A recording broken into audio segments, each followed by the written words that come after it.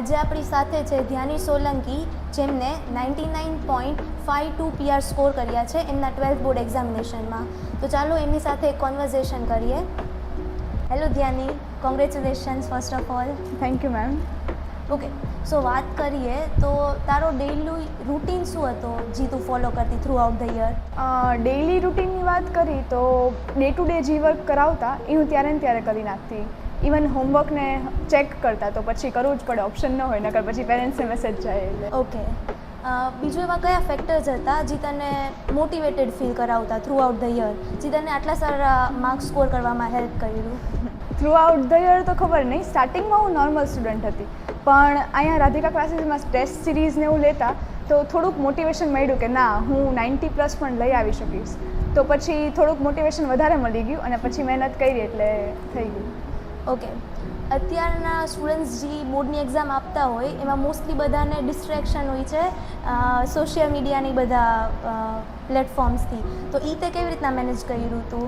તારો average daily usage શું હતો મોબાઈલનો? ડિસ્ટ્રેક્શન્સમાં તો 10th પછી મેં ઓફકોર્સ ઇન્સ્ટાગ્રામમાં અકાઉન્ટ બનાવ્યું હતું, પણ પછી 11thમાં આવી તો મને રિયલાઇઝ થયું કે હું બહુ રીલ્સ ને એવું બધું સ્ક્રોલ કરું છું, તો પછી મેં ડીએક્ટિવેટ કરી નાખ્યું હતું. 12th રિઝલ્ટ પછી મેં એક્ટિવેટ કર્યું અને સ્નેપચેટ ને વોટ્સએપ ને એવું બધું હતું, પણ એનું યુસેજ બહુ ઓછો હતો. સો તે લિમિટેડ યુઝેજ ઓફ ફોન રાખ્યો હતો, સાવ કટ ઓફ તો નહોતું કર્યું પણ લિમિટેડ રાખ્યું. ઓકે, સો તને આટલા સારા માર્ક્સ આવ્યા છે, સો તું કોને ડેડિકેટ કરીશ આ તારો સક્સેસ? પેરેન્ટ્સને ઓફકોર્સ, એ લોકોના સપોર્ટથી તો હા. અને ઇવન પછી ટીચર્સ જ્યારે પણ ડાઉટ હતા, ઇવન હા તો ત્યારે ટીચર્સ હેલ્પ કરતા.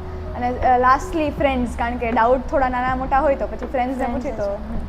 ઓકે, સો લાસ્ટમાં જે 12th standard next year appear કરવાના છે એ બધા સ્ટુડન્ટ્સ જે તારા જુનિયર્સ છે એને તું શું પીસ ઓફ એડવાઇસ આપવા માંગસ? પીસ ઓફ એડવાઇસ, સ્ટાર્ટિંગથી મોટિવેટ રહેવાનું, જે કરાવે એ કરી લેવાનું. પ્લસ હું અહીંયા એક્સ્ટ્રામાં બેસતી તો એ મને ઘણું હેલ્પ કર્યું હતું કે હું ફોકસ કરી શકું. ઘરે મને એટલું ફોકસ ન થતું, બિકોઝ થોડુંક મમ્મી હોય, પપ્પા હોય તો આમ વાતચીત થાય ને એવી રીતે, પણ અહીંયા હોય તો સિરિયસ મોડ હોય એવી રીતે. તો પછી જે કરાવે એ કરી લેવાનું, પંચ્યુઅલ રહી તો થઈ જાય. Okay, thank you Dhyani for joining us. So આ કોન્વર્ઝેશન ઉપરથી આપણે એમ કહી શકીએ કે જો કોઈ student through out the year consistent હોય, સોશિયલ મીડિયાનો યુઝેજ થોડોક ઓછો કરે અને એમના બધી ટેસ્ટ સિરીઝ અને મેન્ટર્સનું થોડુંક માને તો શ્યોરલી ધ્યાની જેવા પર્સન્ટેજ આવી શકે. Right ધ્યાની? Yes ma'am. Thank you.